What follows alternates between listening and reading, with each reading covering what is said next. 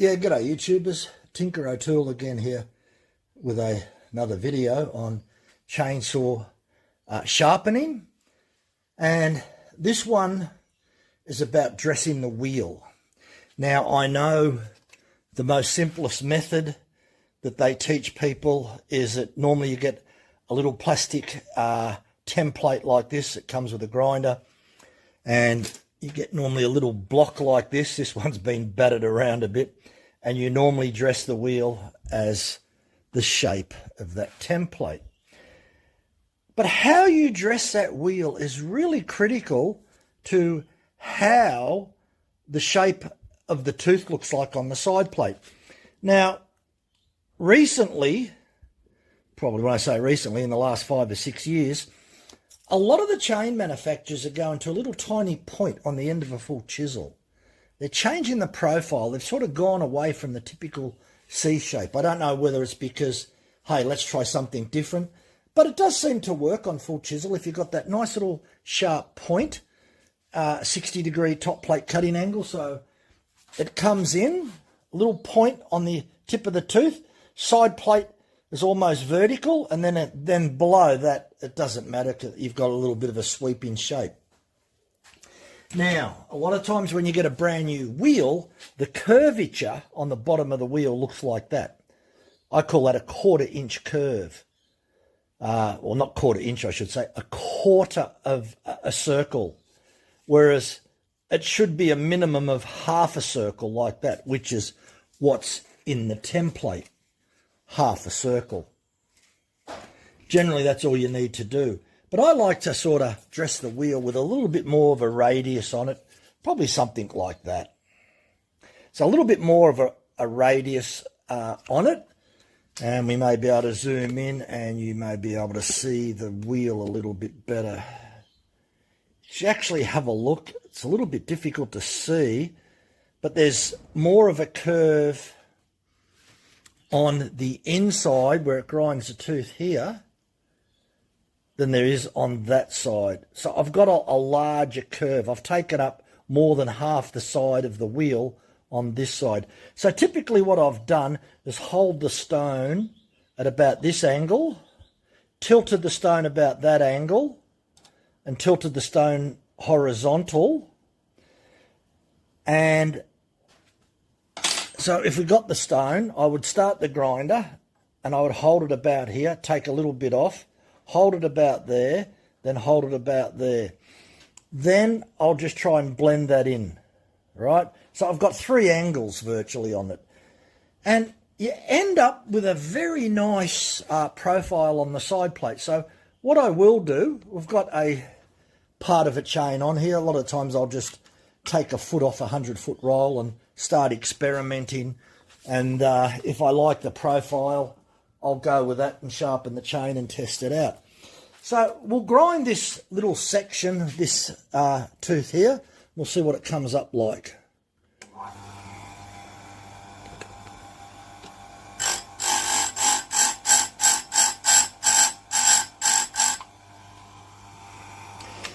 Okay.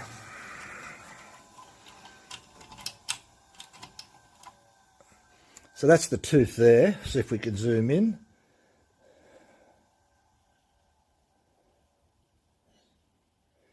It's nice and sharp. And that's the profile on the side. Notice there's not much of a hook on it. Beautiful shape. That'll stay sharp. That's quite durable. The settings I've got for that are 60 degrees on here and 30 degrees on there, and there's no tilt. So what I would like to do is put 10 degrees tilt on that for those people who may like to tilt their vise. Now, this is a left-hand tilt, so we need to loosen the vise and pull this towards us. Now, this is going to thin the edge of the tooth out, and it's going to look different. So I'm just going to bring that down and make sure the grinding wheel's just going to touch it.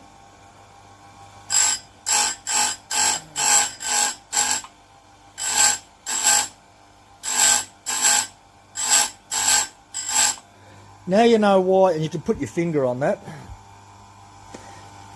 This is why I cut small sections of chain off, because I do a lot of experiments to see which works better. Always experiment and playing around for the ultimate. Now, can you see that that's reduced the hook by a little bit? Not much hook there, is there? That'll be very durable, very, very pointy.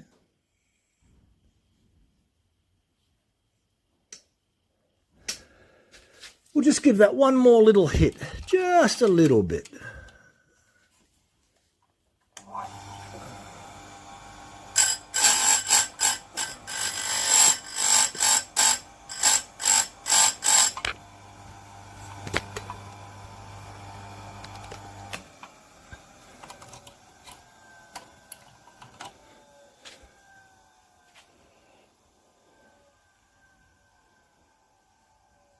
Nice and sharp.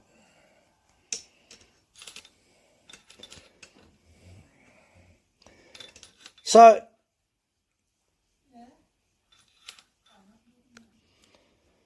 you can definitely see that 10 degrees downward tilt reduces that hook.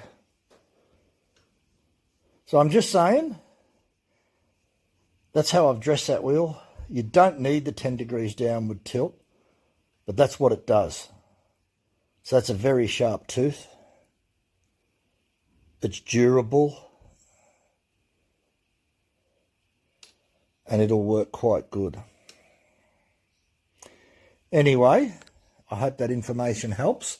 Next time that you dress your wheel, just to remember, you want a minimum of half a circle, and you certainly don't want a quarter of a circle. So I dressed this radius on the inside, which is where it grinds the tooth. The wheel's 4.7, so I'd probably done about a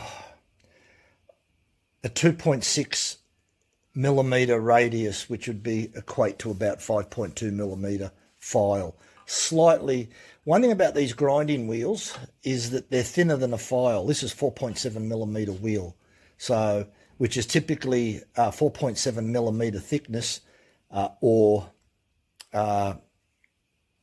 if you look at a radius of 2.6, that would be a radius for a 5.2 millimeter file. But the thickness of this wheel is 4.7, which is a lot smaller than 5.2 millimeters. So that's why I put a little bit of an extra radius. I pay more attention to this side. I don't worry about that side. So I typically use the card, but I don't follow the profile to the letter. I create my own profile. I look at the tooth, and then I decide what profile I'm going to use based on the chain. So I hope that information helps. You can customize the shape of the side plate by just changing or altering the radius on here. Okay, so the end conclusion is that you can profile your grinding wheel with a much larger radius than what's on there. And the way that you do that is, if we're to look at, this was a 4.7 millimeter wheel, so let's just say that that's what that is, and that's an even curve on it. So the radius is symmetrical. Left and right side is the same. But look at that side. It's got a much bigger radius on it. So you can put, and that's asymmetrical, so you can see the difference between this side and that side. So you can put a large curve on it. It's quite easy to do. And if that's got a large curve on it like that, and that's coming in, you'll get a different shape. You'll reduce the point that's on the tooth because you've got a much larger radius. So how much difference does that actually all make? Look, probably between the best case scenario and the worst case scenario is probably only 5-6%. There's not much in it. But what I try to avoid using chainsaw grinders is don't get much hook. If you got your wheel dressed incorrectly, you can end up with a lot of hook. And if you end up with a lot of hook, it'll most certainly go blunt very, very quick. Now, I do have a tooth here that I deliberately put a little bit of hook on, and it looks ridiculous and it won't last long at all. Look at that. That's very poorly dressed. So, yeah, avoid getting too much hook. And there's another tooth there with the same ridiculous hook. And that's what it's all about, dressing the wheel. And probably one of the most important things for durability would be this angle here. So again, you're looking at 60 degrees. Here, 25 degrees is more durable, but it cuts a little bit slower. So 30 degrees. In your hardest of hardwood, I would use 25 degrees. In your medium to hardwood, I'd use 30. Depending on how you dress the stone, as to whether I'll use 10 degrees downward tilt or not. If you dress the stone properly, you'll have less hook. You won't need to use 10 degrees downward tilt. That's simple. So I hope that information helps. Next time you're sharpening your teeth on your chainsaw chain, if you believe that you got too much hook, you can either try 10 degrees downward tilt, or you can try to profile your grinding wheel better. And just remember, by using the grinding stone, the dressing stone on the inside, you can have a much, much larger radius like that compared to like that. And that means that if you got too much hook, try and dress it headed in that direction, because when you head in that direction, the radius, if the radius is larger, the curve will go higher up towards the point of the tooth.